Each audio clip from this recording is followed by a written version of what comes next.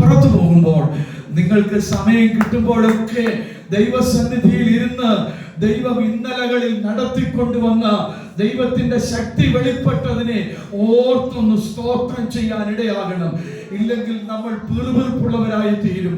ചുറ്റുപാടുകളിലേക്ക് നോക്കും, പലതിനു വേണ്ടി നമ്മുടെ മനസ്സ് മാറിപ്പോകും. ദൈവത്തിന് സ്വപ്നം എപ്പോഴും നമുക്കുണ്ടായിരിക്കേണ്ട അതിപ്രധാനമായ ഒരു കാര്യം, നാം ദൈവം എപ്പോൾ, എങ്ങനെ, എവിടെ തന്റെ ശക്തി വെളിപ്പെടുത്തി എന്നുള്ളത് ധ്യാനിക്കുന്നവരായിരിക്കണം.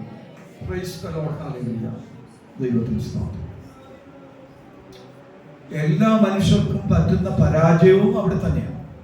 അങ്ങനെ ഓർക്കാൻ പറ്റിയില്ലെങ്കിൽ കംപ്ലൈന്റുകളുടെ ഒരു കൂമ്പാരമായി തീരും നമ്മളെല്ലാവരും, അല്ലേ? ദൈവത്തിന് സ്തോത്രം. ഈ ബൈബിളിൽ ഒത്തിരി ചരിത്രം പറയാനുണ്ട്. ഞാൻ അവിടെ നിന്ന് പോകാതെ നിങ്ങളെ ഈ വാക്യങ്ങളിലൂടെ തന്നെ കൊണ്ടുപോവുകയാണ്. ഒന്ന് ശ്രദ്ധിച്ച് നിങ്ങൾ കേൾക്കണമെന്ന് ഞാൻ ഓർമ്മിപ്പിക്കുന്നു. എപ്പോഴെങ്കിലും മനസ്സിൽ മറ്റുള്ളവർക്കുള്ള സാധ്യതകൾ കണ്ടിട്ട് മനസ്സിലേക്ക് പിറുപിറുപ്പ് വരുമ്പോൾ, ദൈവത്തിന് സ്തോത്രം, ഒരു കാര്യം ഓർത്തോണം. ഇന്നലകളിൽ ദൈവം നിങ്ങളെ നടത്തിയ വഴികൾ, ദൈവത്തിന്റെ കാര്യം വെളിപ്പെട്ടത്, ദൈവത്തിന്റെ ശക്തി വെളിപ്പെട്ടത്, ദൈവം മഹത്വമായി ചിലത് നമ്മുടെ ജീവിതത്തിൽ ചെയ്തത് ഓർത്ത് ദൈവത്തെ മഹത്വപ്പെടുത്താനായിട്ട് പറ്റണം. നമുക്കതെല്ലാം ഓർത്തൊന്ന് ദൈവത്തെ സ്തുതിക്കാമെന്ന്. തീർന്നില്ല, അദ്ദേഹം അവിടെ കൊണ്ട് അവസാനിപ്പിക്കുന്നില്ല. ദൈവത്തിന് സ്തോത്രം. 8-ാമത്തെ വാക്യം നോക്കിക്കേ. അവിടുന്ന് 8-ാമത്തെ വാക്യത്തിലേക്ക് വരുമ്പോൾ അദ്ദേഹം യോശുവ പറയുകയാണ്, അല്ലെങ്കിൽ യോശുവയിലൂടെ ദൈവം സംസാരിക്കുകയാണ്. പിന്നെ ഞാൻ നിങ്ങളെ യോർദാനക്കരെ പാർത്തിരുന്ന അമോര്യരുടെ ദേശത്തേക്ക് എന്തോ കണ്ടില്ല നിങ്ങളെ വാക്യം, കൊണ്ടുവന്നു എന്നാ അതിന്റെ അർത്ഥം. കൊണ്ടുവരിക എന്ന വാക്കിന്റെ അർത്ഥം എന്താണ്? അല്ലേ? ആരെങ്കിലും ഒരാൾ, അല്ലെ, ഒരു വ്യക്തി ഒന്നിനെയോ ഒരാളെയോ തൻ്റെ അടുക്കലേക്ക്, അല്ലെ, അല്ലെങ്കിൽ തന്നോട് ചേർത്ത് നിർത്തി കൊണ്ടുവരുന്നതിനാണ്, അല്ലെങ്കിൽ വരുത്തുന്നതിനാണെന്ന് പറയും കൊണ്ടുവരിക എന്ന് പറയുന്നത്. എനിക്കത് മനസ്സിലായോ? അപ്പൊ ദൈവം കഴിഞ്ഞ നാളുകളിൽ ഇവരോട് നിങ്ങൾ പൊയ്ക്കോ എന്നല്ല പറഞ്ഞു. ഹലോ, നിങ്ങൾ പൊയ്ക്കോ എന്നല്ല പറഞ്ഞത്, നിങ്ങൾ നടന്നു എന്നല്ല പറഞ്ഞത്. ദൈവം അവരോട് എപ്പോഴും വാ എന്നാ പറഞ്ഞത്. ദൈവത്തിന്റെ അടുക്കൽ ചേർത്ത് നിർത്തിയ ദൈവം അവരെ കൊണ്ടുപോയത്. Price the Lord. ഞാൻ ബൈബിളിലെ മറ്റൊരു വാക്യം നിങ്ങളുടെ ശ്രദ്ധയിലേക്ക് കൊണ്ടുവരാം. നിങ്ങൾ ഉൽപ്പത്തി പുസ്തകം 7-ാം അധ്യായത്തിന്റെ 1-ാമത്തെ വാക്യം ഒന്ന് നോക്കാമോ? ഉൽപ്പത്തി പുസ്തകം 7-ന്റെ 1-ാമത്തെ വാക്യം. ആ വാക്യത്തിൽ ഇങ്ങനെയാ വായിക്കുന്നത്: അനന്തരം യഹോവ നോഹയോട് കൽപ്പിച്ചത്, നീയും സർവ കുടുംബവുമായി പെട്ടകത്തിൽ കടക്കുക. ഇംഗ്ലീഷിൽ ഞാൻ വായിക്കാം. And Jehovah said unto Noah, come thou and all thy house into the ark. ദൈവം പറയാണ്, ഈ പെട്ടകത്തിലേക്ക് നീ വാ എന്ന് പറഞ്ഞാ വിളിക്കുന്നത്. അപ്പൊ ദൈവം ഇപ്പൊ എവിടെ നിൽക്കുന്നത്? ദൈവം പെട്ടകത്തിനകത്ത് നിൽക്കുക, അല്ലേ? നിങ്ങളൊന്ന് ധ്യാനിച്ചേ, അതൊന്ന് ഓർത്തേ. ദൈവദാസന്മാരെ, ദാസന്മാരെ, അതൊന്ന് ഓർത്തേ. കർത്താവ് നമ്മെ വിളിച്ചത് ഗോ, പൊക്കോ എന്ന് പറഞ്ഞല്ല വിളിച്ചത്. കം, തന്റെ അടുക്കലേക്ക് വാ. Come and follow me. എന്റെ കൂടെ നിങ്ങൾ എന്നെ പിൻപറ്റ് എന്നാ നമ്മുടെ കർത്താവ് പറഞ്ഞത്. അപ്പൊ നമ്മൾ ധ്യാനിക്കേണ്ട ഒരു പ്രധാന കാര്യം, നമ്മുടെ കർത്താവ് നമ്മെ പറഞ്ഞു വിടുകയല്ല ചെയ്തത്, നമ്മളെ കൂടെ കൊണ്ടുപോകുകയാ ചെയ്തത്. ദൈവത്തിന്റെ ആ സാന്നിധ്യത്തെ ഇപ്പോൾ യോശുവ ധ്യാനിക്കുകയാണ്, യോശുവ ഓർക്കുകയാണ്. അപ്പൊ ദൈവത്തിന്റെ ശക്തി വെളിപ്പെട്ടത് താൻ ഓർക്കുന്നു. 2, ദൈവ സാന്നിധ്യത്തെ താന് ഓർക്കുന്നു. ദൈവത്തിന് സ്തോത്രം. ഇനി നിങ്ങൾ പിന്നെയും ആ അധ്യായത്തിലേക്ക് തന്നെ വന്നേ. നമ്മളിവിടെ വായിച്ച് 24-ലേക്ക് വന്നേ. 8-ാമത്തെ വാക്യം ഒന്നുകൂടെ നോക്കിക്കേ. നിങ്ങൾ അവരുടെ ദേശത്തെ കൈവശമാക്കേണ്ടതിന് ഞാൻ അവരെ നിങ്ങളുടെ കയ്യിൽ ഏൽപ്പിച്ച് നിങ്ങളുടെ മുമ്പിൽ നിന്ന്. അപ്പം ദൈവം കൊണ്ടുപോകുന്നു, ദൈവത്തിന്റെ സാന്നിധ്യത്തിനകത്താണ് എന്ന ധ്യാനം നമുക്കുണ്ടാകണം. ദൈവത്തോട് കൂടെയാണ് നാം ജീവിക്കുന്നതെന്ന് നാം അറിയണം. ദൈവം നമ്മെ പറഞ്ഞു വിടുകയല്ല, കൂടെ കൊണ്ടുപോവുകയാണ് എന്നറിയുമ്പോൾ മറ്റൊരു കാര്യം കൂടെ നമ്മൾ അറിയും. അതെന്താണെന്ന് അറിയാമോ? The provision. ദൈവം നമ്മെ കൊണ്ടുപോകുമ്പോഴുള്ള കാര്യത്തിൽ അതെന്താ അവിടെ വായിച്ചെന്നറിയാമോ?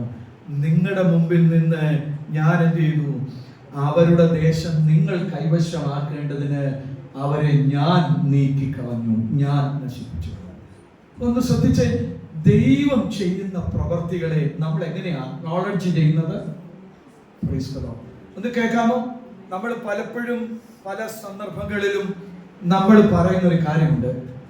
നമ്മൾ പറയുന്ന കാര്യം അവയുടെ സാധ്യതയെ തള്ളിക്കളഞ്ഞുകൊണ്ടല്ല സംസാരിക്കുന്നെങ്കിൽ, ആ പ്രതിസന്ധി വന്ന ഘട്ടത്തില് ഞങ്ങൾ ഒരു 21 ദിവസം അങ്ങ് ഉപവസിച്ചു, അല്ലേ? Whatever the day. അപ്പം ദൈവം ഒരു വിടുതൽ തന്നു. Price the Lord. നമ്മൾ അങ്ങനെ തന്നെ പറയുന്നേ, എങ്കിലും ആ വിടുതലിന്റെ കാരണം എൻ്റെ ഉപവാസം അല്ലേ? ആണോ?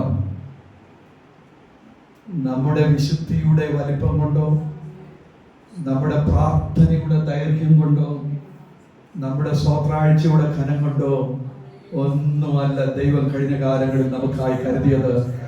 ദൈവം അത് താൻ തന്നെ ചെയ്യുകയായിരുന്നു. ദൈവത്തിന് സ്വത്രം. എല്ലാ മഹത്വം നമുക്ക് ദൈവത്തിന് കൊടുത്തുകൊണ്ട് ഒരിക്കലും സ്വത്രം പറയാം. എന്റെ വാത്സല്യ സഹോദരങ്ങളെ, നമ്മൾ കർത്താവിനെ സേവിക്കുമ്പോൾ നമ്മുടെ ജീവിതത്തിൽ മറക്കാതെ ഉണ്ടാകേണ്ട ചില ധ്യാനങ്ങൾ, ചില ഓർമ്മപ്പെടുത്തലുകളാണ് ഞാൻ നിങ്ങളോട് പറയുന്നത്. ദൈവ സന്നിധിയിൽ ഓർക്കേണ്ടതാണ്. അവൻ അവന്റെ ശക്തി വെളിപ്പെടുത്തിയത്, അവന്റെ സാന്നിധ്യം നൽകിട്ടെന്ന് കൊണ്ടുപോകുന്നത്, അവൻ മാത്രം കരുതേണ്ട ചില കരുതലുകളെ ദൈവം നമുക്ക് നൽകി തന്നത്. ദൈവത്തിന് സ്തോത്രം. അതൊരു മനുഷ്യന്റെ കരുതലല്ല. ഞാൻ നിങ്ങളോട് ചോദിക്കട്ടെ, നമ്മളെല്ലാവരും തന്നെ നമ്മൾ ഇന്ന് അനുഭവിക്കുന്ന പല കാര്യങ്ങളും നിങ്ങൾ കുറിച്ച് വെച്ച് പ്രാർത്ഥിച്ചിട്ട് കിട്ടിയതാണോ? ആണോ? ഒരിക്കലല്ലോ. ഞാൻ എന്റെ പോലെ ഇതൊന്നും നമ്മളാരും കുറിച്ചു വെച്ചു ഇല്ല, ബൈബിളിനകത്തിൽ കുറിച്ചു വെച്ചില്ല. ഇങ്ങനെ ചോദിക്കണമെന്ന് പോലും അറിയത്തില്ലായിരുന്നു പലരും. ജീവിതത്തിൽ ദൈവം അതിനെ വിളിച്ചു വരുത്തി കഴിഞ്ഞപ്പോഴോ, ദൈവത്തിന്റെ കാര്യം ഇങ്ങനെയൊക്കെ നമുക്ക് വേണ്ടി ചെയ്യുന്നുണ്ടല്ലോ, ദൈവത്തിന്റെ പ്രവൃത്തി ഇങ്ങനെയൊക്കെ ഉണ്ടല്ലോ. Price the Lord. ഇന്ന് ഇവിടെ ഇരിക്കുമ്പോൾ ദൈവത്തെ സേവിക്കുന്നതിന്റെ പ്രൈമറിയായ നമുക്കുണ്ടാകേണ്ട ഒരു കാര്യമാണ്, മാറാതുണ്ടാകേണ്ട ഒരു കാര്യമാണ് അവിടുത്തെ ഭുജബലവും അവിടുത്തെ സാന്നിധ്യവും അവിടുത്തെ കരുതലുകളും മറക്കാതെ ധ്യാനിപ്പാൻ നമുക്ക് കഴിയണം. ഓരോ ദിവസവും അത് നമ്മളോട് പറയണം, നമ്മുടെ ജീവിത പങ്കാളിയോട് പറയണം, നമ്മുടെ കുഞ്ഞുങ്ങളോട് പറയണം, നാം ശുശ്രൂഷിക്കുന്ന ജനത്തോട് പറയണം. ഹല്ലേലൂയ. ഈ ദേശം കേൾക്ക പറയണം, എന്റെ ജീവിതത്തിൽ വെളിപ്പെട്ട ചില ദൈവകരത്തിന്റെ വെളിപ്പെടുത്തലുണ്ട്. അത് ദൈവമല്ലാതെ മറ്റാരും ചെയ്യുന്നത്. ദൈവത്തിന് അങ്ങനെ ചില കാര്യങ്ങളുണ്ട്. ദൈവം ചില കാര്യങ്ങളെ ചെയ്യുമ്പോൾ അതൊരു മനുഷ്യൻ ചെയ്തു എന്ന് പറയാൻ ഇടയില്ലാതെ, അല്ലെ? ആ ചെങ്കടൽ പിളർന്നതൊന്ന് ധ്യാനിച്ചു നോക്കിക്കേ, യോർദാൻ പറ്റിയതൊന്ന് ധ്യാനിച്ചു നോക്കിക്കേ. Price the Lord. എന്ത് സയൻസ് ആണ് ഇതിന്റെയൊക്കെ പിന്നിൽ നമുക്ക് പറയാനുള്ളത്, എന്ത് തിയറിയാണ് ഇതിനൊക്കെ വേണ്ടി പറയാനുള്ളത്. ദൈവത്തിന് സ്തോത്രം. ഒരു തിയറിയും നമുക്ക് പറയാനില്ല. ദൈവത്തിന് സ്തോത്രം. ഹല്ലേലൂയ. ഞാൻ പിന്നീട് ചില കാര്യങ്ങൾ പറഞ്ഞുകൊള്ളാം, എങ്കിലും ഒരു കാര്യം ഞാൻ നിങ്ങളെ ഓർമ്മിപ്പിക്കട്ടെ. ദൈവത്തിന് സ്തോത്രം. മനുഷ്യന്റെ ഒരു തിയറിക്കകത്തും അല്ല ദൈവം പ്രവർത്തിക്കുന്നത്. ദൈവം പ്രത്യക്ഷമായി ദൈവത്തിന്റെ കരം പ്രവർത്തിച്ചു എന്ന് സന്ദേഹമെന്നേ ഓർത്ത് സ്തോത്രം ചെയ്യുവാൻ ദൈവം ചെയ്തതിനെയൊക്കെ ഒന്ന് ഓർത്ത് നോക്കിക്കേ. അപ്പൊ ദൈവത്തിന്റെ സന്നിധിയിൽ ദൈവം നമുക്ക് വേണ്ടി പ്രവർത്തിക്കുന്നത് അങ്ങനെയാണ്. അത് മാത്രമല്ല, ദൈവത്തെ സേവിപ്പാൻ പോകുമ്പോൾ നമ്മൾ എല്ലാ ധ്യാനവും എല്ലാ ക്രെഡിറ്റ്സും ദൈവത്തിന് മാത്രമുള്ളതായിരിക്കും, അല്ലേ? എന്റെ പൗലോസ് പറയുന്നത്, ഞാനാകുന്നത് കൃപയാൽ. ആ ദൈവഭക്തന് എല്ലാം ധ്യാനിച്ചിട്ട് തൻ്റെ എല്ലാ സാധ്യതകളെയും മിടുക്കുകളെയും തൻ്റെ വിദ്യാഭ്യാസത്തെയും എല്ലാം കൂട്ടി സ്വരൂപിച്ചിട്ട് കൂട്ടിക്കുഴച്ച് മൊത്തം ലാഭക്കണക്കെടുത്തപ്പോ ഒടുവിൽ പറയാൻ തനിക്ക് അത്രേ ഉള്ളൂ, ഞാനാകുന്നത് കൃപയാൽ ആകുന്നു. ശുശ്രൂഷയിൽ നിങ്ങൾ നിൽക്കുന്നത് ന്യൂ ലൈഫ് ചർച്ച് ഉള്ളത് കൊണ്ടല്ല, കർത്താവിന്റെ കൃപയുടെ പകർച്ചയാണത്. ദൈവത്തിന് സ്തോത്രം. അതിനെ നമ്മൾ വേണ്ട എന്ന് വെക്കല്ല. ആ സ്ഥാപനത്തെ ഓർത്ത്, അതിന്റെ നടത്തിപ്പുകാരെ ഓർത്തെല്ലാം സ്തോത്രം ചെയ്യണം. പക്ഷെ ഇതിനെല്ലാം മീതെ കാണുന്നത് എന്നെ ശുശ്രൂഷയ്ക്കായി വിളിച്ചാക്കിയ എന്റെ ദൈവത്തിന് സ്തോത്രം. ഹല്ലേലൂയ. എന്റെ പരിമിതികളിലും ദൈവത്തിന്റെ കരം പ്രവർത്തിച്ചത് ദൈവത്തിന് സ്തോത്രം. ഹല്ലേലൂയ. ദൈവത്തിന് സ്തോത്രം. ഇനിയും രണ്ടാമത്തെ ചിന്തയിലേക്ക് നമുക്ക് പോകാം. അടുത്ത വാക്യങ്ങൾ ഇനി നമ്മൾ വായിച്ച ആ കുറിവാക്യത്തിലേക്ക് നമുക്ക് വരാം. 14ഉം 15ഉം വാക്യങ്ങൾ മാത്രം നമുക്കൊന്ന് എടുക്കാം. അവിടെ നോക്കിക്കേ, അദ്ദേഹം അവിടേക്ക് വന്നപ്പോൾ ഒരു വലിയ ആ ചിന്തയും വലിയ ധ്യാനവും ഒക്കെ നടത്തി ആത്മാവിലങ്ങായി ആ മനുഷ്യൻ ദൈവപ്രവൃത്തികളെല്ലാം ഓർത്ത് സ്തോത്രം ചെയ്ത് കാണും. ദൈവത്തിന് സ്തോത്രം. വീട്ടിൽ തന്റെ ഭാര്യയും മക്കളും എല്ലാം വന്ന് ഇസ്രായേൽ ജനത്തിന്റെ മുൻപാകെ നിൽക്കുമ്പോൾ അവരും കൂടെ നിന്നുകൊണ്ടാണ്. കാരണം എപ്പോഴും ദൈവം ഡീല് ചെയ്യുമ്പോൾ ഇവരോട് ഡീല് ചെയ്തൊരു രീതി കുടുംബമായിട്ട് വിളിച്ച കൊല്ലാനാണേലും ദൈവത്തിന് സ്തോത്രം, നന്നാക്കാനാണേലും ദൈവം എന്താ ചെയ്തേ, ഇവര് കുടുംബമായിട്ട് എപ്പോഴും ദൈവം കൈകാര്യം ചെയ്യുന്നത്. ദൈവത്തിന് സ്തോത്രം. Praise the Lord. ശിക്ഷിക്കാൻ വേണ്ടി കോരഹിനെ വിളിച്ചപ്പോഴും പറഞ്ഞു അവനും അവന്റെ കുടുംബത്തെയും കൂടെ ചെയ്തത്. അതൊരു ഓക്കെ, നമ്മൾ അവിടേക്ക് പോകുന്നില്ല. ഓർത്ത് ഇവർ കുടുംബമായിട്ട് ഇരുന്നുകൊണ്ട് ഭയങ്കരമായിട്ട് സ്തോത്രം ചെയ്യും. വലിയ ആരാധനയാണ് നടത്തിയോ നിങ്ങൾ? സ്തോത്രം ചെയ്തിട്ട് പോയില്ല. ഒരു തീരുമാനം എടുക്കുക. എന്താ തീരുമാനം? 14ാമത്തെ വാക്യം നമുക്കൊന്ന് വായിക്കാം. ആകയാൽ നിങ്ങൾ യഹോവയെ, ദൈവത്തിന് സ്തോത്രം. അപ്പം ദൈവത്തെ സേവിക്കാനുള്ള തന്റെ തീരുമാനം ഒരു വാക്കിൽ അവസാനിപ്പിക്കുകയല്ല. ദൈവത്തെ സേവിക്കുന്നതിന് ഒരു പാറ്റേൺ ഉണ്ട്. ദൈവത്തെ സേവിക്കുന്നതിന് ഒരു പ്രകൃതമുണ്ട്. അത് കണ്ടാൽ എങ്ങനെ ഇരിക്കുമെന്ന് ചോദിച്ചാൽ അതിങ്ങനെ ഇരിക്കും. അതാ പറയുന്നത്. ദൈവത്തെ സേവിക്കുന്നത് എങ്ങനെയാണ്? യഹോവയെ ഭയപ്പെട്ട്. നമുക്ക് ആ വാക്കുകളൊന്ന് ശ്രദ്ധിച്ച്. ദൈവത്തെ ഭയപ്പെട്ട്. എന്താ ദൈവത്തെ ഭയപ്പെടുക എന്ന് പറഞ്ഞാൽ? നിങ്ങൾ പ്രസംഗിക്കുന്നവരും പ്രസംഗം കേൾപ്പിക്കുന്നവരും ഒക്കെ ആണല്ലോ, ഞാൻ ദീർഘമായിട്ട് പറയുന്നില്ല. എങ്കിലും ദൈവത്തിന് സ്തോത്രം. ഉള്ളിന്റെ ഉള്ളിൽ ആ വാക്കിനെ ഇങ്ങനെ പറയാനാണ് എനിക്കിഷ്ടം. ഞാൻ ഒരു ചിന്ത എന്റെ ഹൃദയത്തിനകത്ത് വരുമ്പോൾ, അയ്യോ എന്റെ ദൈവം എന്ത് വിചാരിക്കും? ഞാൻ ഒരു സ്റ്റെപ്പ് മുന്നോട്ട് എടുക്കുമ്പോൾ, ഈ ചുവട് ഞാൻ എടുത്താൽ എന്റെ ദൈവം എന്ത് വിചാരിക്കും? ദൈവത്തിന് സ്തോത്രം. ഞാൻ ഈ വാക്ക് പറഞ്ഞാൽ ദൈവം എന്ത് വിചാരിക്കും?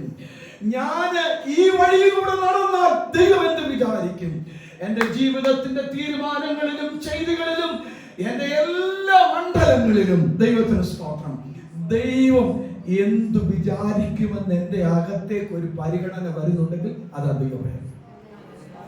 Price the Lord. കേട്ടോ നിങ്ങൾ? അല്ല, ദൈവം വാളും പിടിച്ചിരിക്കുന്നു എന്ന ചിന്തയല്ല ദൈവഭയം എന്ന ആശയം. നമ്മുടെ എല്ലാ ചിന്തകളെയും എല്ലാ പ്രവൃത്തികളെയും ദൈവത്തിന്റെ ഹിതത്തിനൊത്തവണ്ണം പരിഗണിക്കുന്നതിനാണ് ദൈവഭയം എന്ന് പറയുന്നത്. Price the Lord. ദൈവത്തെ സേവിക്കുന്നതിന്റെ പ്രകൃതം എന്താണെന്ന് അറിയാമോ? ദൈവഭയത്തോടെ ആയിരിക്കും അത് ചെയ്യുന്നത്. പരിഗണന മുഴുവൻ ആർക്കായിരിക്കും? ദൈവത്തിനാണ്.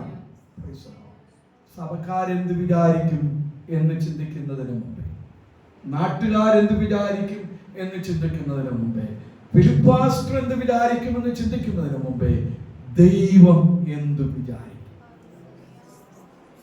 ഹലോ, നിങ്ങൾ എന്റെ കൂടെ ഉണ്ടോ? ഭയത്തോടെ ഞാൻ ദൈവത്തെ സേവിക്കണം. എനിക്ക് ദൈവത്തെ സേവിക്കണം. എനിക്ക് വേറെ ഒരു ഓപ്ഷനും എന്റെ മുമ്പിലില്ല. ഞാൻ ദൈവത്തെ സേവിക്കാൻ പോവുകയാണ്. പക്ഷെ ഞാൻ ദൈവത്തെ സേവിക്കുന്നെങ്കിൽ എങ്ങനെ ചെയ്യത്തുള്ളൂ? ഞാൻ ഭയത്തോടെ ദൈവത്തെ സേവിക്കും. Price the Lord. Price the Lord. ഈ കാലഘട്ടത്തിന്റെ പ്രത്യേകത എന്ന് പറയുന്നത് അങ്ങനെ ഒരു കാര്യം ഇല്ലാതായിരിക്കും. മനുഷ്യൻ സെറ്റ് ചെയ്തിരിക്കുന്ന കുറെ മാനുഷിക സ്റ്റാൻഡേർഡിനകത്ത് നമ്മളെ ഫിറ്റ് ചെയ്യാൻ വേണ്ടിയാണ് നമ്മൾ എപ്പോഴും ശ്രമിക്കുന്നത്, അല്ലേ? നമ്മൾ എപ്പോഴും നോക്കുന്നത് ദൈവം എങ്ങനെ എന്നെ അളക്കുന്നു എന്നല്ല. ഞാൻ എന്നെ അളക്കുമ്പോൾ ഞാൻ നോക്കുന്നത് മനുഷ്യൻ സെറ്റ് ചെയ്തിരിക്കുന്ന സ്റ്റാൻഡേർഡിനകത്ത് ഞാൻ വന്നോ? എൻ്റെ പ്രസംഗം വന്നോ? എൻ്റെ പ്രാർത്ഥന വന്നോ? എൻ്റെ ഭവന സന്ദർശനം വന്നോ? മിനിസ്ട്രിക്കകത്ത് എന്തെല്ലാം വന്നാലും നമ്മൾ ആദ്യം ചിന്തിക്കുന്നത് അതാ അമ്മാമയ്ക്ക് സന്തോഷമായി കാണും, അതാ അച്ചായന് സന്തോഷമായി കാണും, അല്ലെങ്കിൽ ആ വീട്ടുകാർക്ക് സന്തോഷമായി കാണും. അയ്യോ, അങ്ങനെയല്ല. എൻ്റെ ദൈവം ഇതിനെ എങ്ങനെ കാണുന്നു, എൻ്റെ ദൈവം എങ്ങനെ ഇതിനെ കാണുന്നു. അപ്പൊ ഞാൻ ദൈവഭയത്തോടെ ദൈവത്തെ സേവിക്കുക. ഒന്ന് കാര്യം ഉയർത്തി ദൈവത്തെ ശ്രദ്ധിക്കാം. നിങ്ങളോട് ഇടയ്ക്കിടയ്ക്ക് അങ്ങനെ ആവശ്യപ്പെടുന്നതുകൊണ്ട് നിങ്ങൾക്ക് വിരോധമില്ലല്ലോ. വചനം കേട്ട സന്തോഷം ഉണ്ടെങ്കിൽ മാത്രം നമുക്ക് ചെയ്യാവുന്ന ഒരു കാര്യമാണത്. അതിനായി ഞാൻ നിങ്ങളെ പ്രോത്സാഹിപ്പിക്കുന്നു എന്ന് മാത്രം. ഓക്കെ, നമുക്ക് അടുത്ത വാക്ക് നോക്കാം. അപ്പം എങ്ങനെ ചെയ്യണം? ഭയത്തോടെ ചെയ്യണം, പിന്നെ പരമാർത്ഥതയോടെ ചെയ്യണം. പരമാർത്ഥതയോടെ, ശ്രദ്ധിച്ചേ, പരമാർത്ഥതയോടെ. ബൈബിളിൽ അതിനെ ഉപയോഗിച്ചിരിക്കുന്ന ആ വാക്കിന്റെ അർത്ഥം രാജു സാറിനൊക്കെ അറിയാം. വിത്തൗട്ട് വാക്സ് എന്ന് പറയും. എന്ന് പറഞ്ഞാൽ ചില കാര്യങ്ങളെ നമ്മൾ ചെയ്യുമ്പോൾ, ഇപ്പൊ ഇത് പെയിന്റ് അടിക്കുകയാണെങ്കിൽ അവിടെയുള്ള വിടവൊന്നും കാണാതിരിക്കാൻ വേണ്ടി അവിടെ നമ്മൾ എന്തെങ്കിലും ഒന്ന് മെഴുകുപോലെ ഒന്ന് അവിടെ വെച്ച് ആ വിടവന്ന് നികത്തും, അല്ലേ? പല കാര്യങ്ങളും ചെയ്യുന്നത് അങ്ങനെയാണ്. പരമാർത്ഥത എന്ന് പറയുന്നത് ഒന്നും കൊണ്ടും നമ്മൾ എന്ത് ചെയ്യുന്നില്ല, നമ്മളെ വൃത്തിയാക്കാൻ വേണ്ടി ശ്രമിക്കുന്നില്ല. ഞാനൊരു ചോദ്യം നിങ്ങളോട് ചോദിക്കട്ടെ. ഈ പുതിയ യെരൂശലേമിനെ കുറിച്ചുള്ള വലിയ ഞങ്ങളുടെ സ്നേഹിതൻ നിങ്ങളുടെ പാസ്റ്റർ, നിങ്ങൾക്ക് അറിയാവുന്ന ഒരു പാസ്റ്ററുണ്ട്, ജോൺ സമർ സാറിന്റെ. അദ്ദേഹം ഈ പുതിയ യെരൂശലേമിനെ കുറിച്ചെല്ലാം പ്രസംഗിക്കുമ്പോൾ പറയുന്നുണ്ട്, സ്വർഗത്തിലെ പണികളെ കുറിച്ച് പറയുന്നുണ്ട്. ഫിലിപ്പ് പാസ്റ്ററെ ഒത്തിരി കാര്യങ്ങൾ, സ്വർണം മുത്തും എല്ലാം ഉപയോഗിക്കുന്നുണ്ട്. പക്ഷേ മനുഷ്യൻ ഉപയോഗിക്കുന്ന ഒരു കാര്യം ദൈവം സ്വർഗത്തിൽ ഉപയോഗിക്കുന്നില്ല. അതെന്താണെന്ന് അറിയാമോ? നമ്മൾ ഉപയോഗിക്കുന്ന ഓൾമോസ്റ്റ് എല്ലാം അവിടെ ഉപയോഗിക്കുന്നതായിട്ട് പറയുന്നത്. പക്ഷെ മനുഷ്യൻ ഉപയോഗിക്കുന്ന ഒന്ന് ദൈവം ഉപയോഗിക്കുന്നില്ല. അതെന്താണെന്ന് അറിയാമോ? Paint. God is not interested in painting. അതവിടെ ഉപയോഗിക്കുന്നില്ല. എന്ന് പറഞ്ഞാൽ ദൈവം ഒന്നിനെയും മറച്ചു പിടിച്ച് നല്ലതാക്കി കാണിക്കാൻ ദൈവത്തിന്റെ മുമ്പിൽ ഒരവസരമില്ല. പരമാർത്ഥത എന്ന് പറയുന്നത് എൻ്റെ അവസ്ഥ ദൈവം മുൻപാകെ വെളിപ്പെട്ട് തന്നെ ഇരിക്കുന്നു എന്നുള്ള ബോധ്യം. ഞാൻ പലപ്പോഴും മോശയുടെ വാക്കുകളെ ഓർക്കാറുണ്ട്. 90-ാം സങ്കീർത്തനത്തിൽ താൻ ആ മരണസമയത്ത് പ്രാർത്ഥിക്കുന്ന ഒരു പ്രാർത്ഥനയുണ്ടല്ലോ. ആ പ്രാർത്ഥനയ്ക്കകത്ത് ആ ദൈവദാസൻ പറയുന്ന ഒരു വാക്കുണ്ട്. ദൈവത്തിന് സ്തോത്രം. ഞങ്ങളുടെ അകൃത്യങ്ങളെ, 8-ാം വാക്യമാണെന്ന് തോന്നുന്നു, ഞങ്ങളുടെ അകൃത്യങ്ങളെ നിന്റെ മുമ്പിലും ഞങ്ങളുടെ രഹസ്യ പാപങ്ങളെ നിന്റെ മുഖപ്രകാശത്തിലും വെച്ചിരിക്കുന്നു. ആരാന്നറിയാമോ? ദൈവത്തിന് സ്തോത്രം. 2 പ്രാവശ്യം 40 ദിവസം വീതം ദൈവത്തിന്റെ സന്നിധിയിൽ നിന്ന മനുഷ്യൻ, ദൈവ തേജസ്സിനാൽ മുഖം പോലും ശോഭിച്ച മനുഷ്യൻ. അങ്ങനെ ഒരു മനുഷ്യനെ നമ്മൾ വേറെ കണ്ടിട്ടില്ല ബൈബിളിൽ. അത്ര ദൈവ സാന്നിധ്യം അനുഭവിച്ച ആ മനുഷ്യൻ ദൈവത്തിന്റെ അടുക്കൽ വരുമ്പോ പറയുകയാണ്, ഞങ്ങളുടെ അകൃത്യങ്ങൾ നിന്റെ മുമ്പിലും ഞങ്ങളുടെ രഹസ്യഭാവങ്ങൾ നിന്റെ മുഖപ്രകാശത്തിലും. തല നിവർത്താമോ, ഉയർത്താമോ? ദൈവത്തിന്റെ മുമ്പിൽ ഒന്നും മറയ്ക്കാൻ പറ്റത്തില്ല എന്ന ബോധ്യത്തോടെ ദൈവത്തെ സേവിക്കുക. ദൈവത്തിന്റെ മുമ്പിൽ ഒന്നും മറയ്ക്കാൻ പറ്റത്തില്ല. ഒരു ഭക്തിയുടെ വേഷവും അവിടെ പറ്റത്തില്ല. ദൈവത്തിന് സ്തോത്രം. ഒരു ഭക്തിയുടെ വാക്കുകളും അവിടെ പറ്റത്തില്ല. ഞാനുള്ളതുപോലെ എന്നെ ദൈവത്തിന്റെ മുൻപാകെ കൊണ്ടുവരുന്നതാണ് ദൈവത്തെ സേവിക്കുക എന്ന് പറയുന്നത്. വേറെ വാക്കും കൂടെ ചേർത്ത് ചിന്തിച്ച് അവിടെ പറയുന്നുണ്ട്. 1 ഭയത്തോടെ, 2 പരമാർത്ഥതയോടെ, 3 വിശ്വസ്തയോടെ. രാജാക്കന്മാരുടെ 2-ാം പുസ്തകം 5-ാം അധ്യായത്തിലെ ഒരു സംഭവമുണ്ട്. ഒരാൾ ഓടി അണച്ചു വരികയാ പ്രവാചകന്റെ മുമ്പിലോട്ട്. ഒരൊറ്റ ചോദ്യം, നീ എവിടെ പോയിരുന്നു? ഓർക്കുന്നുണ്ടോ നിങ്ങളത്? ബൈബിൾ പരിചയമുള്ളവരാണല്ലോ ഇവിടെ നിൽക്കുന്നവരല്ല. നീ എവിടെയായിരുന്നു? 5:25 രാജാക്കന്മാരുടെ 2-ാം പുസ്തകം 5:25. നീ എവിടെയായിരുന്നു?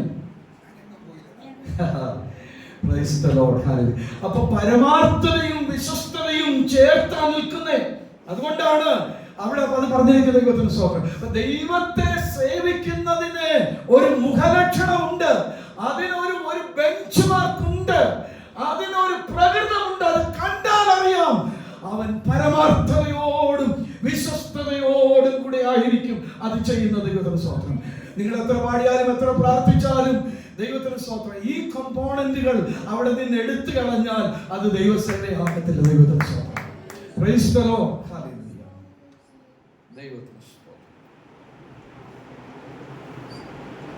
നല്ല ഹൃദയമായിരുന്നു അനന്യാസിൻ്റെത്, നല്ല ചിന്തയായിരുന്നു.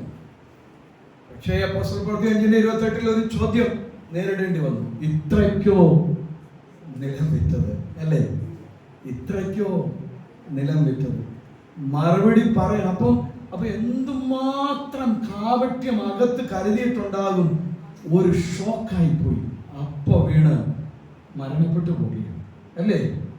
ദൈവത്തിന്റെ മുൻപാകെ എൻ്റെ വാത്സല്യ സഹോദരങ്ങളെ, ഭയത്തോടും പരമാർത്ഥതയോടും വിശ്വസ്തയോടും കൂടെ ദൈവത്തെ സേവിക്കുവാൻ ദൈവത്തിന് സ്തോത്രം ഉള്ള ആ തീരുമാനം, ആ തീരുമാനത്തിനകത്ത് മറ്റു രണ്ട് കാര്യങ്ങൾ കൂടെ താൻ ചേർത്ത് വെച്ചിട്ടുണ്ട്. 14-ാം വാക്യത്തിലേക്ക് വരാം.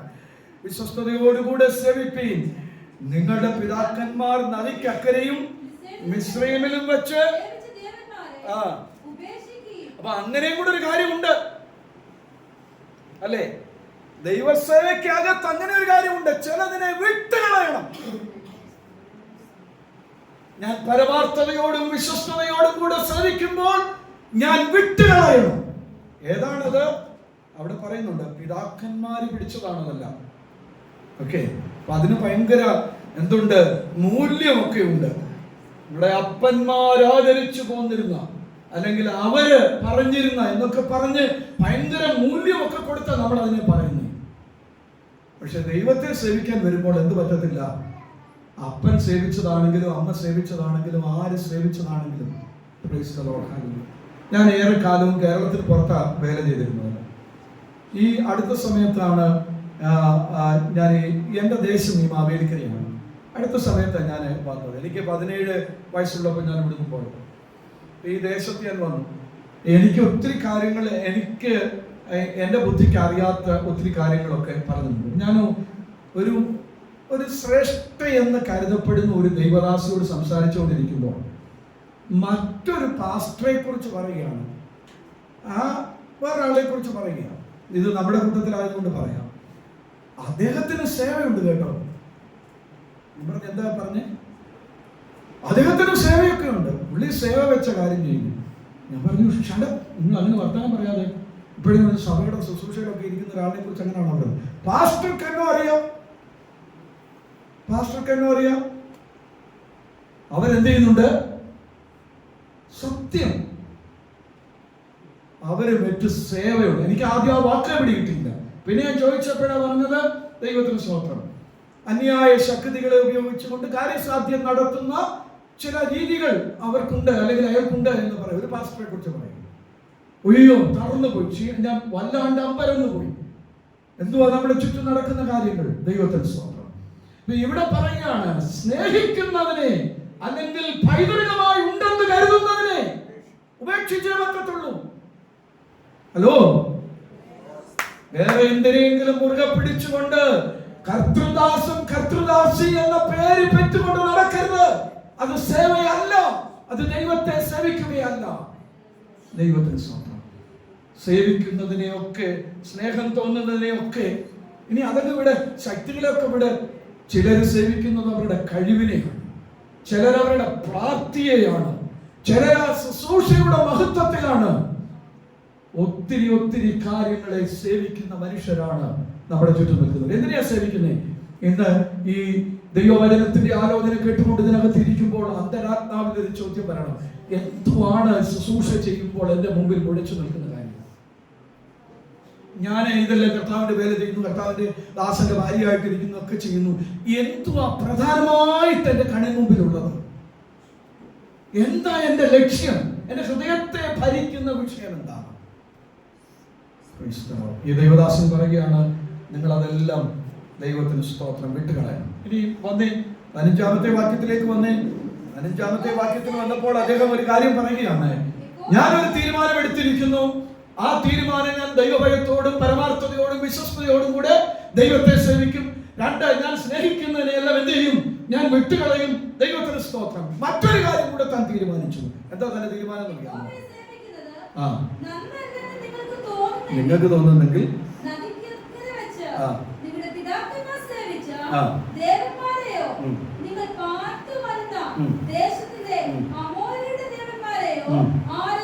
നിങ്ങൾക്ക് വേണ്ടത് ചെയ്തുകൊള്ളുവിൻ. അടുത്തത്, ഞാനും എന്റെ കുടുംബവും നിങ്ങൾ ദൈവത്തിന് സ്തോത്രം. ഞാനും എന്റെ കുടുംബവും. അദ്ദേഹം പറയുകയാണ്, ഞാൻ ദൈവത്തെ സേവിക്കും. ദൈവത്തിന് സ്തോത്രം. സേവിക്കുന്നതിന് കണ്ടാൽ അറിയാം.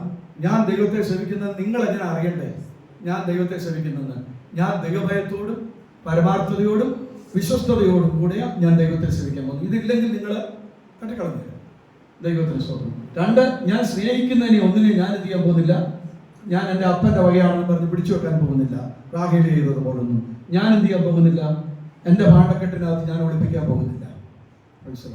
ഇതൊക്കെ പറയുമ്പോൾ ഓരോ ദൂത. ഇതൊക്കെ ദൈവത്തിന് സ്തോത്രം. നിങ്ങളുടെ ഹൃദയങ്ങളിൽ ചിന്തിച്ചോണം. ഒളിപ്പിച്ച് വെച്ചിരിക്കുന്നതും സൂക്ഷിച്ചു വെച്ചിരിക്കുന്നതും ആരുടെയും മുമ്പിൽ വെളിപ്പെട്ടില്ല എന്ന് വിചാരിച്ച് ഇതൊന്നും അറിയാതെ പോകും എന്ന് വിചാരിക്കരുത്. അല്ലേ? അയ്യോ, അങ്ങനെയൊന്നും ചിന്തിക്കല്ലേ. ദൈവം തമ്പുരാൻ ഇതെല്ലാം വെളിച്ചത്ത് കൊണ്ടുവരുമല്ലോ. എന്നിട്ട് പറയാം, ഞാൻ സേവിക്കുന്നതിന് ഒരടയാളമുണ്ട്. അതിങ്ങനെയൊക്കെ ഞാൻ സേവിക്കാനായിട്ട്. എന്നിട്ട് പറയാണ്, ഞാൻ ഒരു കാര്യം കൂടെ തീരുമാനിച്ചിരിക്കുന്നു. ഞാൻ മറ്റുള്ളവർക്ക് മാതൃകയാണ്. എന്താണ് എൻ്റെ മാതൃക? ഞാനും എൻ്റെ കുടുംബവും ഞങ്ങൾ ദൈവത്തെ സേവിക്കും. എനിക്ക് പുതിയ നിയമത്തിലെ എന്നൊക്കെ പറയണമെന്നുണ്ട്. അവിടെ എങ്ങും പോകുന്നില്ല. ദൈവത്തിന് സ്തോത്രം. ബഹുമാന്യരെ, എൻ്റെ വാത്സല്യ സഹോദരി സഹോദരന്മാരെ, കർത്താവിന്റെ കൃപയിൽ ആശ്രയിച്ചുകൊണ്ട് പറയട്ടെ, ദൈവത്തിന് സ്തോത്രം. ഒരു ദൈവദാസൻ ശുശ്രൂഷ മേഖലയിലേക്ക് ഇറങ്ങിയാൽ അദ്ദേഹത്തിന്റെ കൂടെ തന്റെ ഭാര്യയും കുഞ്ഞുങ്ങളും അതേ നിലയിൽ നിൽക്കുന്നില്ലെങ്കിൽ ആ ശുശ്രൂഷ തകർന്നു പോകും. ദൈവത്തിന് സ്തോത്രം. കർത്തൃദാസിക്ക് പൂർണ്ണ ഉത്തരവാദിത്വമുണ്ട്. കുഞ്ഞുങ്ങൾക്ക് പൂർണ്ണ ഉത്തരവാദിത്വമുണ്ട്. അവർ പൂർണ്ണമായും അതിനെ ഏറ്റെടുക്കണം. അതുകൊണ്ട് അദ്ദേഹം പറഞ്ഞു, ഞാൻ സേവിക്കും. എന്റെ കുടുംബം വരുന്നെങ്കിൽ വരട്ടെ, അവരും കൂടെ വരട്ടെ എന്നാണ് പറഞ്ഞത്. ദൈവസേവ എങ്ങനെ നടക്കത്തുള്ളൂ? കർത്തൃദാസന്മാരോട് ഞാൻ പറയട്ടെ, ദൈവത്തിന്റെ മുമ്പിൽ ചെല്ലുമ്പോൾ പിള്ളേരില്ലാതെ ചെല്ലാൻ പറ്റത്തില്ല. ഭാര്യയെ കൂട്ടാതെ ചെല്ലാൻ പറ്റത്തില്ല. Price the Lord. ഹല്ലേലൂയ. അതിന്റെയൊക്കെ തിയോളജി പറയാൻ നിൽക്കുന്നില്ല. ഞാനതൊരു ദൂത് പോലെ പറഞ്ഞങ്ങ് വിടുകയാണ്. ഒരു കാര്യം നമ്മൾ ഓർത്തുകൊള്ളണം, കുടുംബത്തെ ചേർത്ത് പിടിക്കാതെ ഒരു ശുശ്രൂഷയും മുന്നോട്ട് പോകത്തില്ല. കുടുംബത്തെ ചേർത്ത് പിടിക്കാതെ ഒരു ശുശ്രൂഷയും പോകത്തില്ല. ദൈവത്തിന് സ്തോത്രം. അത് നന്നായി നമ്മൾ ഓർത്തുകൊള്ളണം. ദൈവത്തിന് സ്തോത്രം. ഹല്ലേലൂയ. അദ്ദേഹം ഇത്രയും പറഞ്ഞു. അപ്പോൾ നല്ല ഒരു ആരാധനയൊക്കെ നടത്തി, ഒരു സ്തോത്രം ഒക്കെ നടത്തി അദ്ദേഹം നടത്തി വെച്ച് തൻ ദൈവസന്നിധിയിൽ ഒരു തീരുമാനമെടുത്തു. ആ തീരുമാനം കൊണ്ടും പുള്ളി അവസാനിപ്പിക്കാതെ അദ്ദേഹം ഒരു സമർപ്പണ ശുശ്രൂഷയാണ് ചെയ്യുക. ഒരു കോൺസിക്രേഷൻ നടത്തുകയാണ്. എന്താ തന്റെ കോൺസിക്രേഷൻ എന്ന് നിങ്ങളൊന്ന് നോക്കിക്കേ. 16 മുതൽ താഴോട്ടുള്ള വാക്യം ഒന്ന് വായിച്ചു. അതിന് ജനം ഉത്തരം പറഞ്ഞത്, ഞങ്ങൾക്കിട വരരുത്. അടുത്തത്,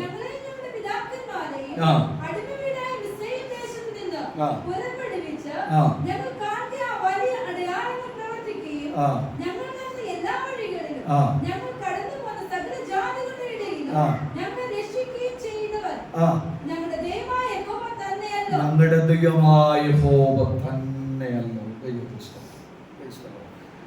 അവനല്ലോ ഞങ്ങളുടെ ദൈവം. 18 വാക്യത്തിൽ, ദേശത്ത് പാർത്തിരുന്ന അമോര്യർ മുതലായ സകല ജാതികളെയും യഹോവ ഞങ്ങളുടെ മുമ്പിൽ നിന്ന് നീക്കിക്കളഞ്ഞു. ആകയാൽ ഞങ്ങൾ യഹോവയെ സേവിക്കും. അവനല്ലോ ഞങ്ങളുടെ ദൈവം. അപ്പൊ ഒരു വലിയ കോൺസിക്രേഷൻ നടക്കുകയാണ്. ഒരു സമർപ്പണ ശുശ്രൂഷ നടക്കുകയാണ്. എന്താ പറയുന്നത്? ഈ സമർപ്പണ ശുശ്രൂഷ എന്താണ്? ഞങ്ങൾക്ക്, ഞാൻ മുമ്പേ പറഞ്ഞത്, ആദ്യം പറഞ്ഞത് ഓർക്കുന്നുണ്ടല്ലോ. ദൈവത്തിന് സ്തോത്രം. ബാലും മറ്റു ദൈവങ്ങളും ഒക്കെ ഉണ്ട് അവിടെ.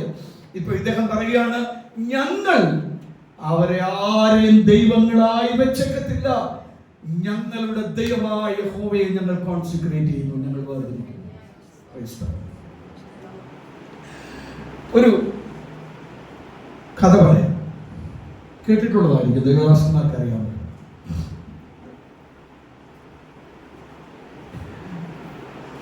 കോരസ് എന്ന് പറയുന്ന ചക്രവർത്തി ഭരിക്കുന്ന കാലത്ത് അദ്ദേഹം അർമേനിയ എന്ന് പറയുന്ന രാജ്യം പിടിച്ചടക്കി.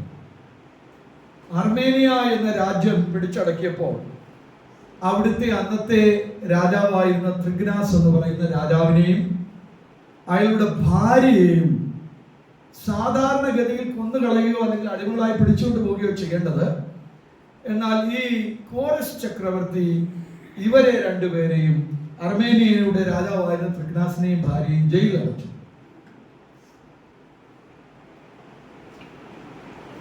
അവർ ജയിലിൽ കഴിയുക രണ്ടുപേരും. ചില നാൾ കഴിഞ്ഞ് ചക്രവർത്തി ജയിലിൽ കഴിയുന്ന ഈ രാജാവിനെ കാണാൻ വേണ്ടി ജയിലിലേക്ക് ചെല്ലുന്നു. അദ്ദേഹം ത്രിഗ്നാസിനെ കണ്ടു. ത്രിഗ്നാസിനോട് അദ്ദേഹം കുശലങ്ങൾ പറഞ്ഞു, സ്നേഹവായ്പോടെ സംസാരിച്ചു. എന്നിട്ട് അദ്ദേഹം പറഞ്ഞു, നിന്റെ ഭാര്യയും ഇവിടെ തടവിൽ കഴിയുകയാണല്ലോ, നിന്റെ ഭാര്യയെ ഞാൻ റിലീസ് ചെയ്യാം, നീ എനിക്ക് എന്തു തരും എന്ന് ചോദിച്ചു.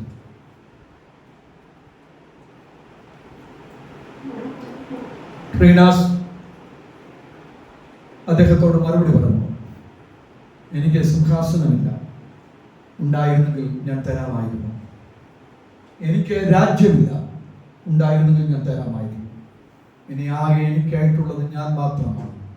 ഞാൻ എന്നെ നിനക്ക് തന്നേക്കാം, നീ എൻ്റെ ഭാര്യയെ റിലീസ് ചെയ്യും. ചക്രവർത്തി വിചാരിച്ചത് അവളെ റിലീസ് ചെയ്തിട്ട് എന്താ കാര്യം, ഞാൻ അകത്ത് കിടക്കുകയല്ലേ, ഞങ്ങൾ രണ്ടും കൂടി ഇവിടെ കഴിഞ്ഞോളാം എന്ന് പറയുമെന്ന് അദ്ദേഹം വിചാരിച്ചത്. ഒരു പക്ഷേ ഈ മറുപടി ചക്രവർത്തിയെ വല്ലാതെ അതിശയിപ്പിച്ചു. ചക്രവർത്തി അതിനകത്ത് ആകൃഷ്ടനായി. അദ്ദേഹം അവരെ രണ്ടുപേരെയും മോചിപ്പിച്ചു. ത്രിഗ്നാസും തന്റെ ഭാര്യയും ജയിൽ മോചിതരായി. അവർക്ക് പാർക്കുവാൻ ഇടം കൊടുത്തു. അവർ പാർക്കുന്ന ഇടത്ത് വെച്ച് ത്രിഗ്നാസ് തന്റെ ഭാര്യയോട് ചോദിച്ചു, നമ്മളെ രണ്ടുപേരെയും മോചിപ്പിക്കുവാൻ മനസ്സ് കാണിച്ച ചക്രവർത്തിയെ കുറിച്ച് നിനക്ക് എന്ത് തോന്നുന്നു? What is your comment? നിനക്ക് എന്ത് തോന്നുന്നു എന്ന് ചോദിച്ചു. ത്രിഗ്നാസിന്റെ ഭാര്യ പറഞ്ഞ മറുപടി ഇതായിരുന്നു, തന്റെ ജീവൻ പോലും തന്ന് എന്നെ സ്വാതന്ത്ര്യപ്പെടുത്തുവാൻ തയ്യാറായ നിങ്ങളെക്കാൾ മറ്റൊരു മനുഷ്യനെ കുറിച്ച് ഞാൻ ചിന്തിക്കുന്നില്ല എന്നായിരുന്നു അവരുടെ ഭാര്യ. അതിലെ ആത്മീയ അർത്ഥം ഞാൻ ആദ്യം പറയാം.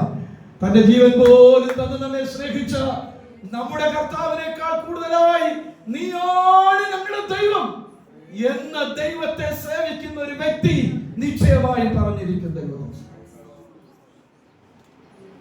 ഞാനതിനൊരു പ്രായോഗിക തലം കൂടെ, കുടുംബജീവിതത്തിൽപ്പെട്ടവരാണല്ലോ ഇവിടെ ഇരിക്കുന്നവര്.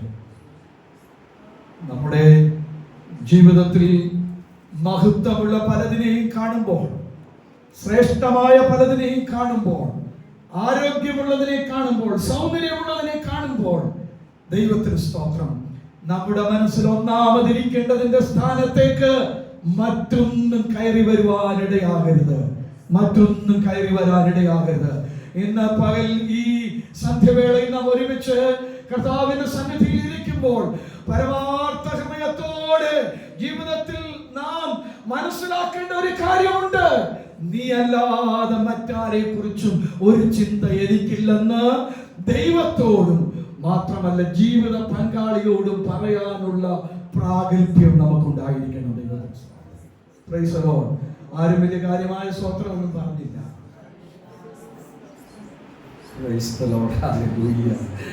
ദൈവത്തിന് മഹത്വം, ദൈവത്തിന് സ്തോത്രം. അപ്പം ഒന്നാമത് തന്റെ സമർപ്പണം എന്തായിരുന്നു? നീ അല്ലാതെ ഞങ്ങൾക്ക് മറ്റൊരു ദൈവമില്ല, നീയാണ്, അങ്ങല്ലോ ഞങ്ങളുടെ ദൈവം.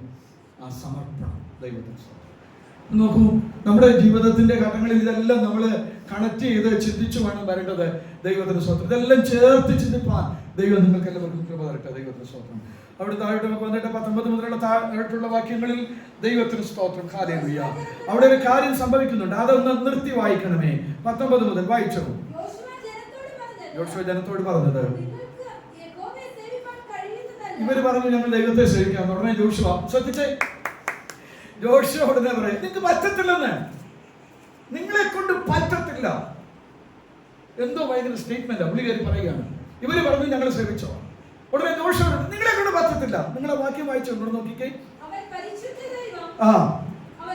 അവൻ തീക്ഷ്ണതയുള്ള ദൈവം, അവൻ നിങ്ങളുടെ അതിക്രമങ്ങളെയും പാപങ്ങളെയും ക്ഷമിക്കുകയില്ല. നിങ്ങൾ യഹോവയെ ഉപേക്ഷിച്ച് അന്യ ദൈവങ്ങളെ സേവിച്ചാൽ മുമ്പ് നിങ്ങൾ നന്മ ചെയ്തതുപോലെ അവൻ തിരിഞ്ഞ് നിങ്ങൾക്ക് തിന്മ ചെയ്യും, നിങ്ങളെ സംഹരിക്കും. എന്തോ വാക്കായത് അല്ലേ? ഒരു പാസ്റ്റർക്ക് പറയാൻ പറ്റിയ വാക്കാണോ? അയ്യോ അങ്ങനെ വല്ലതും പറഞ്ഞു പോയാൽ പിന്നെ ആ പാസ്റ്റർ എന്ന് ശാപമാ പ്രസംഗിക്കുന്നേ അല്ലേ?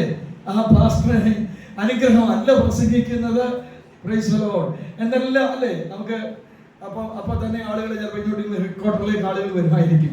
നമുക്ക് അറിയത്തില്ല എങ്കിലും എന്തൊക്കെയാണ് സംഭവിക്കുന്നതെന്ന്. പക്ഷെ ഇദ്ദേഹം വളരെ കർശനമായിട്ട് പറഞ്ഞു നിങ്ങൾക്ക് പറ്റത്തില്ല. ദൈവം നിങ്ങളെ സംഹരിച്ച് കളയുമാറാണ് നിങ്ങൾക്ക് പ്രകൃതമുള്ളത്. ഉടനെ ജനം യോശുവയോട് അല്ല, ശ്രദ്ധിച്ച് 21 വാക്യം നോക്കിക്കേ. ജനമേ അല്ല, അല്ല ഞങ്ങൾ യഹോവയെ തന്നെ സേവിക്കുമെന്ന് പറഞ്ഞു. യോശുവ ജനത്തോട് യഹോവയെ സേവിക്കേണ്ടത് നിങ്ങൾ അവനെ തിരഞ്ഞെടുക്കുന്നു എന്നതിന് നിങ്ങൾ തന്നെ സാക്ഷികൾ എന്ന് പറഞ്ഞ്, അതേ ഞങ്ങൾ തന്നെ സാക്ഷികളെന്ന് അവരും പറഞ്ഞു. ദൈവത്തിന് സ്തോത്രം. നോക്കൂ, ഒരു വലിയ കോൺസെൻട്രേഷൻ നടക്കും, ഒരു വലിയ സമർപ്പണ ശുശ്രൂഷ അവിടെ നടക്കുക. അവരോട് പറഞ്ഞു നിങ്ങളെ കൊണ്ട് പറ്റത്തില്ല. ദൈവത്തിന് സ്തോത്രം. നമ്മുടെ ജീവിതത്തിൽ നമ്മുടെ പ്രാപ്തി കൊണ്ട് കഴിയത്തില്ല എന്ന് നമ്മൾ അറിയുമ്പോഴും, ഹലോ ശ്രദ്ധിക്കണേ, ഈ വാക്കെങ്കിലും ഞാൻ നിർത്താൻ പെട്ടെന്ന് അവസാനിപ്പിക്കാം. ഈ വാക്കെങ്കിലും ശ്രദ്ധിക്കണമേ. നമ്മുടെ പ്രാപ്തി കൊണ്ട് ഇത് ചെയ്യുവാൻ കഴിയത്തില്ലെന്ന് നമ്മൾ അറിയുമ്പോഴും ദൈവത്തോട് പറയുകയാണ്, കർത്താവേ ഞാൻ അങ്ങ് സേവിക്കാം, നീ മാത്രം. അതാണ് അതിന്റെ കാര്യം. അല്ല, എനിക്കതിന് പ്രാപ്തി ഉണ്ട് എന്ന തന്റെ ഇടമല്ല. ഒരു കാര്യം ഞാൻ തിരിച്ചറിയുകയാണ്, എന്റെ പ്രാപ്തി കൊണ്ടും എന്റെ കഴിവ് കൊണ്ടും എന്റെ ആത്മീയത കൊണ്ടും എന്റെ മിടുക്ക് കൊണ്ടും എന്റെ ശുശ്രൂഷ പാറ്റേൺ കൊണ്ടും എനിക്ക് ദൈവത്തെ സേവിക്കാൻ കഴിയത്തില്ലെന്ന് എനിക്ക് അറിയുമ്പോഴും ഞാൻ ദൈവത്തോട് പറയാം, ദൈവമേ നിന്നെ ഞാൻ സേവിക്കുന്നു. ഹല്ലേലൂയ. സ്തോത്രം പറയാൻ പറ്റുമോ? അതിനു മുമ്പിൽ കർത്തൃഭൃത്യന്മാരെ സ്തോത്രം പറയാൻ പറ്റുമോ? ഇവിടെ പ്രാപ്തി കൊണ്ടും കഴിവുകൊണ്ടും മിടുക്കൊണ്ടും ഒന്നും നടക്കത്തില്ല. അത് തിരിച്ചറിയുമ്പോഴും ദൈവത്തിന്റെ മുമ്പിൽ നിന്ന് പറയുകയാണ്, ദൈവമേ ഞാൻ അങ്ങയെ സേവിച്ചു. അതാണ് ഡെഡിക്കേഷൻ, അതാണ് സമർപ്പണം, അതാണ് കോൺസെക്രേഷൻ, അതാണ് ദൈവത്തിന്റെ മുൻപാകെ ചെയ്യേണ്ടത്. ദൈവത്തിന് സ്തോത്രം. എനിക്കതിന് പറ്റും എന്ന് പൗലോസ് പറയുന്നുണ്ട്. അപ്പോഴും പറയുന്നത് എന്റെ ദൈവത്താൽ എനിക്ക് പറ്റുമെന്ന് പറയും. ഇവിടെ അത് തന്നെയാണ്, എന്നെ കൊണ്ട് പറ്റത്തില്ല. ഞങ്ങളെ ചെയ്യാൻ പോയാൽ, ദൈവത്തെ സേവിക്കാൻ ഞങ്ങൾ ഇറങ്ങിയാൽ ദൈവം ഞങ്ങളെ സംഹരിച്ച് കളയത്തക്കതുപോലെ ഞങ്ങളുടെ വഴികളൊക്കെ ഉള്ളൂ. അപ്പോഴും എനിക്ക് ഹൃദയത്തിൽ എൻ്റെ തീരുമാനം, ഞാൻ ദൈവത്തെ സേവിക്കണം. ദൈവത്തിന് എന്താണെന്നറിയാമോ? ഒരു കാര്യമുണ്ട്, നമ്മുടെ ആദരം കൊണ്ട് പറഞ്ഞത് ദൈവത്തിന്റെ മുൻപാകെ റെക്കോർഡ് ചെയ്യപ്പെട്ടു. അതിനുവേണ്ടി ഇനി നിൽക്കാനേ പറ്റത്തുള്ളൂ. Price the Lord. നമ്മുടെ നാവ് കൊണ്ട് പറഞ്ഞത് ദൈവത്തിന്റെ മുൻപാകെ എഴുതപ്പെട്ട് കഴിഞ്ഞു, റെക്കോർഡ് ചെയ്യപ്പെട്ട് കഴിഞ്ഞു. നമ്മുടെ ആദരം കൊണ്ട് പറഞ്ഞെങ്കിൽ പിന്നെ ദൈവം അതിന്റെ കൂടെ നിൽക്കും. ഞാൻ എന്റെ ആദരം കൊണ്ട് ദൈവത്തോട് ഒരു സമർപ്പണം ചെയ്താൽ എന്റെ ദൈവത്തിനൊരു പ്രത്യേകതയുണ്ട്. എന്റെ ദാസൻ അവന്റെ വാ കൊണ്ട് പറഞ്ഞതാണ്, അവന് കഴിവില്ലെങ്കിലും അവന് പ്രാപ്തിയില്ലെങ്കിലും ഞാൻ അവന്റെ കൂടെ നിൽക്കുമെന്ന് പറയുന്നതാണ് എന്റെ ദൈവം. ദൈവത്തിന് സ്തോത്രം. ദൈവത്തിന് സ്തോത്രം. ആ 24-ാമത്തെ വാക്യം ഒന്ന് നോക്കിക്കേ. ദൈവത്തിന് സ്തോത്രം. യോശുവയോട് ഞങ്ങളുടെ ദൈവമായ യഹോവയെ ഞങ്ങൾ സേവിക്കും, അവന്റെ വാക്ക് ഞങ്ങൾ അനുസരിക്കും എന്ന് പറഞ്ഞ് ദൈവത്തിന്റെ മുൻപാകെ അവർ സമർപ്പിക്കുകയാണ്. ദൈവത്തിന് സ്തോത്രം. ഹല്ലേലൂയ. ദൈവത്തിന് സ്തോത്രം. എൻ്റെ വാത്സല്യ സഹോദരങ്ങളെ, ഞാൻ ഈ യോശുവയെ കുറിച്ച് ഒരു അവസാന കമന്റ് പറഞ്ഞ് ഈ മെസ്സേജ് ഇവിടെ അവസാനിപ്പിക്കുക. ഇപ്പൊ നമ്മൾ നിർത്താൻ പോവുക. പക്ഷേ ഒരു വാക്യം ബൈബിളിൽ ഇങ്ങനെ വായിക്കുന്നുണ്ട്. സംഖ്യാപുസ്തകം 27-ാം അധ്യായത്തിന്റെ 18-ാമത്തെ വാക്യമാണ്. ജോഷുവയെ കുറിച്ച് പറയുന്ന ഒരു വാക്കാണ്. സംഖ്യാപുസ്തകം 27-ാം അധ്യായത്തിന്റെ 18-ാമത്തെ വാക്യം. ഇങ്ങനെയാണ് ആ വാക്യം വായിക്കുന്നത്. യഹോവ മോശെയോട് കൽപ്പിച്ചത്, എന്റെ ആത്മാവുള്ള പുരുഷനായ നൂന്റെ മകനായ യോശുവ. Hallelujah, price the Lord. സ്തോത്രം. ഒന്ന് ശ്രദ്ധിച്ചേ, ആ അദ്ദേഹം ജീവിതത്തിന്റെ ഒടുവിലും ദൈവത്തെ സേവിക്കുവാൻ തയ്യാറാകുന്നതും അല്ലെങ്കിൽ ആ വഴിയിലേക്ക് പോകുന്നതും ദൈവ സേവയ്ക്കായി തന്നെ ക്വാളിഫൈ ചെയ്ത ഒരു കാര്യം തിരുവചനം നേരത്തെ പറഞ്ഞു വെക്കുകയാണ്. എൻ്റെ ആത്മാവുള്ള മനുഷ്യൻ ദൈവത്തിന് സ്തോത്രം. ഞാൻ ഒരിക്കലൂടെ ഉറക്കം നിങ്ങളോട് പറയട്ടെ, നമ്മുടെ അന്യഭാഷയുടെ ദൈർഘ്യം കൊണ്ടല്ല നമ്മിൽ ആത്മാവുണ്ടെന്ന് തിരിച്ചറിയുന്നത്, നമ്മുടെ ദൈവത്തെ സേവിക്കുന്നതിലൂടെയാണ് നമ്മിൽ ആത്മാവുണ്ടെന്ന് തിരിച്ചറിയുന്നത്. ദൈവസേവയ്ക്കായുള്ള സമർപ്പണം, അതിനായുള്ള തീരുമാനം, അതിനുവേണ്ടിയുള്ള കോൺസെൻട്രേഷൻ നമ്മുടെ ജീവിതത്തിൽ വെളിപ്പെടുന്നതാണ് എന്നിലുള്ള ദൈവാത്മാവിന്റെ ലക്ഷണം എന്ന് പറയുന്നത്. ദൈവത്തിന്റെ ആത്മാവുള്ള മനുഷ്യൻ. എന്നെ കുറിച്ചും നിങ്ങളെ കുറിച്ചും ദൈവം അങ്ങനെ പറയാൻ ഇടവരുത്തട്ടെ. അങ്ങനെ ദൈവം നമ്മളെ ഓരോരുത്തരെയും സഹായിക്കട്ടെ. അതിനായുള്ള ദൈവത്തിന്റെ നന്മ നമ്മൾ വെളിപ്പെട്ടു. അഭിഷേകം അതാണെന്ന് പറയട്ടെ. ഈ മനുഷ്യനിൽ അഭിഷേകം,